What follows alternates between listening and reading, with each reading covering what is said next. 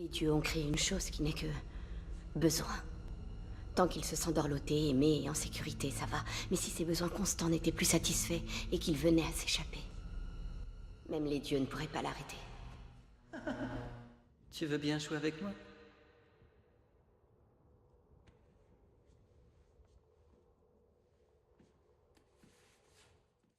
Parlons de la série The Magicians saison 4 qui est sortie cette semaine. C'est pour ça que nous allons voir mes attentes et mes prédictions pour la suite de la série. Avant de commencer, j'ai quelques trucs à vous dire, juste pour vous informer que cette série, donc ce thème qui est de mes attentes et mes prédictions sur des séries, va être mise en pause sur la chaîne. Donc ça sera la dernière pour la série The Magician, car le format ne me plaît plus. J'aimerais moderniser tout ça, refaire un peu tout le format pour qu'il soit mieux adapté pour vous et pour moi, et pour que je puisse mieux le faire et pour que ça me plaise plus. Laissez-moi le temps de refaire quelque chose de propre pour cette série, et bien sûr les autres vidéos, que ça soit sur les techniques du cinéma, sur les séries, etc. Toutes les autres vidéos vont continuer, il y a juste celle-ci qui sera en pause.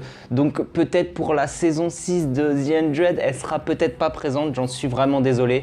Il faut me laisser le temps de refaire cette série. Donc juste après ce message, cette vidéo comportera que du spoil, que ça soit sur la saison 3 ou sur la saison 4. Donc si vous n'avez pas vu ces saisons-là, je vous invite à quitter la vidéo et à revenir plus tard. Ou si vous souhaitez être spoil, continuez la vidéo. C'est parti sur ce, bonne vidéo.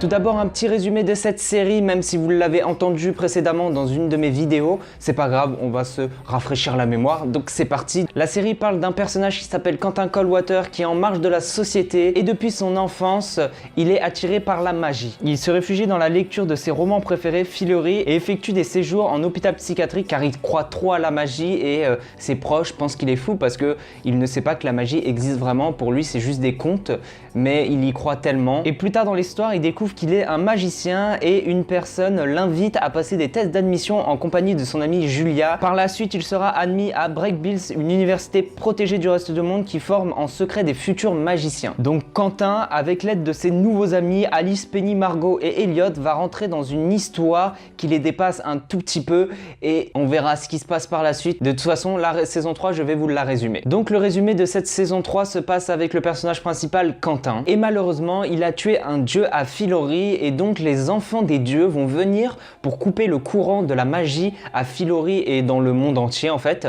Et le monde sera coupé de la magie pendant un certain temps. Mais le groupe de Quentin, tellement attaché à la magie qu'ils vont essayer de trouver des solutions pour la récupérer. Et donc ils vont trouver une solution et vont se lancer dans la quête des 7 clés pour récupérer la magie dans le monde. Tout au long de la quête, ils vont rencontrer des soucis qu'il y a entre eux et vont devoir les résoudre en même temps que la quête et même sans magie. Juste avant de continuer, je tiens à vous informer que je vais spoil le plus gros de la saison 3, donc si vous n'avez pas vu la saison 3, je vous invite à quitter la vidéo. Donc après avoir retrouvé les 7 clés, ils ont une quête ultime qui est de trouver le château renversé et insérer les clés. Mais malheureusement, après avoir retrouvé la magie, des gens malhonnêtes se sont introduits dans le château et ils ont installé un siphon de magie et cela restreint la magie dans tout l'univers. Et maintenant, c'est l'ordre qui gère qui aura de la magie et qui n'aura pas de magie en fonction du quota par an qu'ils ont. Et bien sûr, le groupe d'amis vont perdre la mémoire car les traîtres ont décidé d'effacer leur mémoire et de changer de vie pour pas qu'ils balancent en fait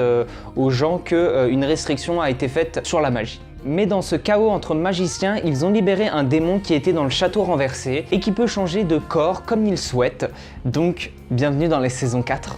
Pour ce premier épisode, il était plutôt sympa, j'ai bien aimé, car on en apprend plus sur la nouvelle identité de chacun des personnages. Et même au début, j'ai cru qu'il y avait un nouveau personnage, donc c'était une blonde, mais en fait, dans la suite de l'épisode, on remarque que c'est Julia dans sa nouvelle apparence, dans sa nouvelle vie. Elle repasse même les tests à Breakbills qu'elle avait échoué auparavant. Et Fogg a un petit doute sur cette personne, mais je ne pense pas qu'il sait que Julia est derrière ce personnage. En tout cas, on verra par la suite s'il est vraiment au courant, mais pour moi, quand il a regardé dans, dans le petit filtre, le filtre s'est cassé, il n'a pas eu le temps de voir que c'était Julia derrière cette nouvelle apparence. Après, c'est vrai que l'épisode était assez lent, mais il fallait mettre en avant leur nouvelle vie, leur nouvelle apparence, qui n'a pas forcément duré très longtemps, parce qu'en fait, c'est Cady qui a eu des doutes, qui était policière et qui a enquêté sur un mec qui s'échappait de prison un peu trop souvent, et elle a fait des recherches, etc. Et le mec est venu la voir en disant « Oui, tu es une magicienne, nanana », et elle s'est posé beaucoup de questions, et elle a retrouvé la BD dans laquelle son personnage, sa nouvelle apparence a été créée, et elle a su retrouver tous ses amis. Je trouve ça aussi assez bizarre car grâce à une BD, elle a pu retrouver tous ses amis, mais dans un temps assez imparti, c'est-à-dire qu'en même pas 2 jours, ils ont retrouvé tout le monde. Même pas, je sais même pas si c'est 2 jours, je crois que c'est une journée. En même pas une journée, ils ont retrouvé la moitié du groupe. C'est un peu facile ce qu'ils ont fait les scénaristes, mais peut-être ça va amener à quelque chose d'autre derrière, on ne sait pas. On verra ça au fur et à mesure. Puis on a eu le retour de Marina aussi, ça faisait quelques temps qu'on ne l'avait pas vue, depuis que la magie était partie on l'avait vaguement vue. Mais le plus impressionnant dans cet épisode, c'est le duo entre Quentin et le démon qui est dans le corps de Elliot maintenant. Cette scène-là était assez creepy, je sais pas, il dégage quelque chose, le démon, il a aucune sensation, il a aucun sentiment sur son visage, c'est assez bizarre. Et Hal Appenman qui interprète Elliot dans la série joue extrêmement bien, il laisse passer aucune émotion, il est fixe, ses expressions sont inexistantes. Franchement, je suis pressé de voir la suite avec ce personnage là car il m'a l'air vraiment incroyable. Donc maintenant, passons à mes attentes pour cette saison 4. Let's go!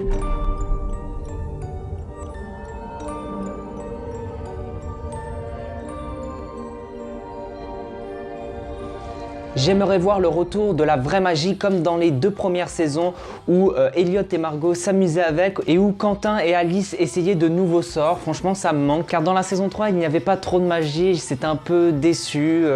La magie qu'il y avait, ça me décevait et là j'ai envie de retrouver la base de la série, donc les 2 premières saisons avec beaucoup de magie. J'aimerais aussi avoir plus d'informations sur les dieux car on ne sait pas grand chose sur eux, on sait juste que les personnes qui font des prières à propos de ce dieu, et le dieu peut répondre à ces prières ou pas, ça dépend comment il est le dieu, et on ne connaît que ça sur eux, et en plus ça serait l'occasion d'en savoir un peu plus sur ces dieux car le démon a été libéré et on sait très bien qu'un dieu ne peut pas tuer le démon, ça a été dit dans la saison 3. J'aimerais aussi bien voir le personnage de Josh un peu plus présent dans la série car il a vraiment beaucoup de potentiel. Dans la dernière saison, il a été beaucoup présent, mais là j'aimerais le retrouver dans un vrai rôle, dans un rôle de peut-être de leader car franchement il a du potentiel et il n'a pas vraiment été développé durant ces saisons. Il a été plutôt fait sur l'humour en disant tiens on va rajouter un personnage qui fait de l'humour et voilà. Et j'aimerais bien apprendre ce qu'il était avant parce que il est vraiment très intéressant et qu'il faut le développer comme personnage pour vraiment qu'on s'attache à lui. J'aimerais aussi beaucoup approfondir le personnage de Penny, surtout sur la partie téléportation, car elle me paraît un peu bizarre. Car dès qu'il est dans la merde et qu'il va mourir, il l'utilise tellement facilement pour s'enlever de cette situation, mais dès que ses amis ont besoin de lui, et bizarrement, sa magie ne marche plus, ne fonctionne plus, et ça je ne comprends pas pourquoi. C'est assez bizarre, je trouve ça vraiment facile comme téléportation, comme sort, surtout que les autres doivent faire des rituels, doivent faire des mouvements de main qui doivent être très précis pour que ça marche. Et lui, je trouve ça trop facile, sa téléportation, donc j'aimerais bien en savoir plus sur cette téléportation. Pourquoi un coup elle marche pas, pourquoi un coup elle marche. On sait qu'à un moment, c'était ses mains qui avaient des soucis après l'enchantement du mec dans la rivière, mais c'est trop facile comme sort, j'aimerais plus de difficultés pour lui. Donc voilà mes attentes pour cette saison, j'espère qu'ils vont être réalisées. Et maintenant passons à mes prédictions car j'en ai des belles. Alors je ne suis pas devin, je n'ai pas de super pouvoir, je n'ai pas de sort mortel. Je ne fais que ça que sur mon instinct et on va voir si mes prédictions vont marcher.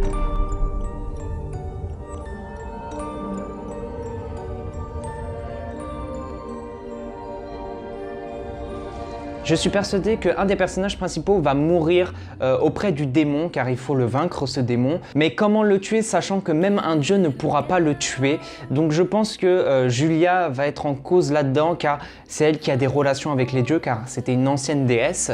Donc je pense que Julia va se mettre en relation avec les dieux et ils vont pouvoir créer une alliance pour pouvoir tuer ce démon. Mais malheureusement un des personnages va partir au paradis, je pense. Alors pour une autre prédiction, c'est que l'équipe a réussi à enfermer le démon dans le château inversé et qu'un des personnages va devoir rester indéfiniment au château pour pouvoir garder ce démon et pour pouvoir jouer avec lui. Pour ma prédiction suivante, j'aimerais qu'il y ait une alliance entre les dieux et le groupe de Quentin. Je sais que ça va pas forcément se réaliser parce que les dieux on les voit pas souvent dans la série, qui sont un peu au top et que bien sûr personne peut les atteindre et que je pense faire une alliance avec eux, ça sera très difficile, mais je veux y croire au fond de moi. Je veux une alliance entre Quentin et les dieux et j'espère que ça va se réaliser, tout simplement. À propos de ce fameux Fogg qui a fait un coup à l'envers au groupe de Quentin, j'espère que dans cette saison il va faire un coup à l'envers à l'ordre, car au fond de lui je sais qu'il adore Quentin, qu'il adore Penny, qu'il adore Alice, etc. Et même on peut le voir dans l'épisode 1 de cette saison qu'il va rendre visite souvent à Alice. Donc je sais qu'au fond de lui il a un attachement auprès de ces personnages et qu'il ne veut pas les voir comme ça.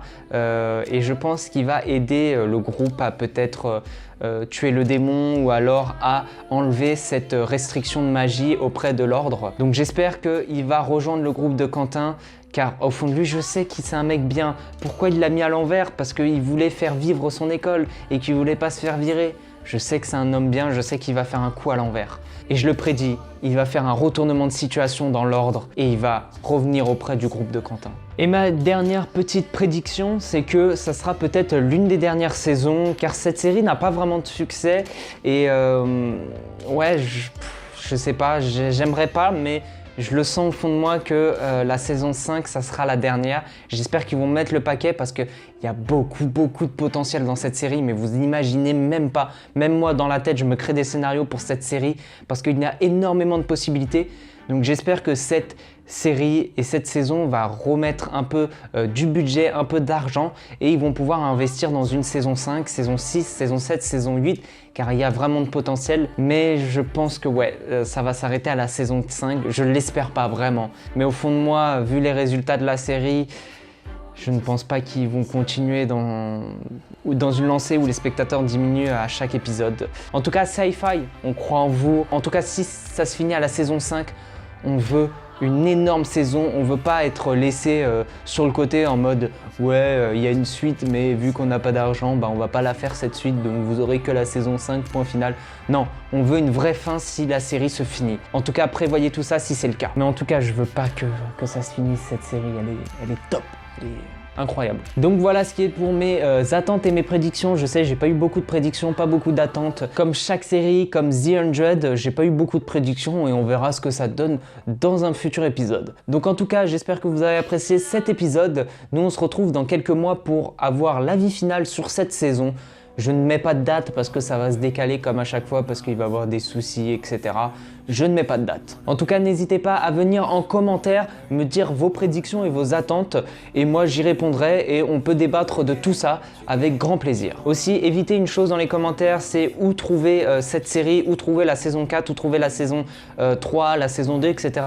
Soit vous abonnez à Sci-Fi, donc qui est disponible sur les télés par un abonnement payant. Je sais qu'il n'est pas disponible sur Netflix. Ou alors vous cherchez sur des sites de streaming. Il y a énormément de sites de streaming qui proposent The Magician.